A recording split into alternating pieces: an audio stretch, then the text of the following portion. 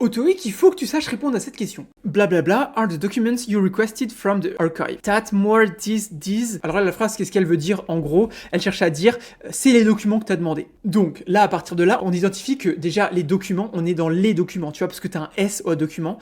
Donc à partir de là, on peut éliminer le that et le this qui vont être utilisés plutôt pour des singuliers, alors qu'ici on est dans le cas d'un pluriel. Donc à partir de là, il nous reste le this comme ça qui est utilisé avec un pluriel, ok. Et le more, il va pas parce que le more c'est un quantifieur et il va être utilisé dans des comparatifs. Et ici on n'est pas dans le cas d'un comparatif. Donc voilà, voyons si c'était bien ça. Et c'était bien ça. Donc voilà, moi j'ai vraiment identifié parce que les documents c'est pluriel. Donc à partir de là, that et this ça va pas parce que c'est avec un singulier. Donc il nous reste celui-là qui est la bonne réponse et qui cherche à dire ceci, tu vois. Ceux-ci sont les documents que tu as demandé. Donc voilà. D'ailleurs, si jamais tu veux t'entraîner, n'hésite pas à aller sur la plateforme là. Donc c'est vraiment une plateforme dédiée à l'entraînement pour TOEIC. C'est nous qui l'avons faite. On l'a vraiment fait spécialement pour l'entraînement pour le TOEIC.